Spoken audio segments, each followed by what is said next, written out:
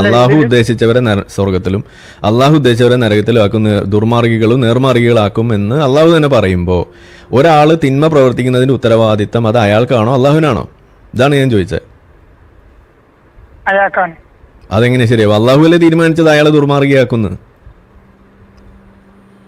ഒരു one word question ചോദിച്ചോട്ടെ. ഇതിന് ഉത്തരം പറയൂ. അള്ളാഹു അല്ലേ തീരുമാനിച്ചത് അയാൾ ദുർമാർഗിയാകുമെന്ന്? മനുഷ്യന് ബുദ്ധി തരണില്ല അപ്പൊ മനുഷ്യന്റെ ബുദ്ധി അള്ളാഹുവിന്റെ തീരുമാനത്തിന് മുകളിൽ നിൽക്കുന്നതാണോ നിങ്ങൾ പറയുന്നത്? അല്ല. അപ്പൊ പിന്നെ ബുദ്ധി ഉണ്ടായോണ്ടെന്താ കാര്യമുള്ള? അത് അള്ളാഹിന്റെ തീരുമാനം. അപ്പൊ പിന്നെ ബുദ്ധി ഉണ്ടായോണ്ടെന്താ കാര്യമുള്ളത്? അള്ളാഹു തീരുമാനിച്ചാലേ നടക്കുള്ളൂ. അപ്പൊ പിന്നെ അള്ളാഹു അല്ല അയാളെ നരകത്തിലിടുന്നത്? അള്ളാഹു തീരുമാനിച്ചല്ലേ നടക്കുള്ളൂ. അള്ളാഹു ഇല്ല നരകത്തിലിടുന്നതെന്നോ? അള്ളാഹു തന്നെയല്ല അയാളെ നരകത്തിലേക്ക് എത്തിച്ചത്. അള്ളാഹു അല്ല അയാളെ ദുർമാർഗിയാക്കിയത്. ഹക്കീക്കത്തിൽ അങ്ങനെയാണ്. അറിയാമോ? അപ്പൊ പിന്നെ ഇതിലെന്താ അർത്ഥമുള്ളതെന്ന് ഞാൻ ചോദിക്കണത്.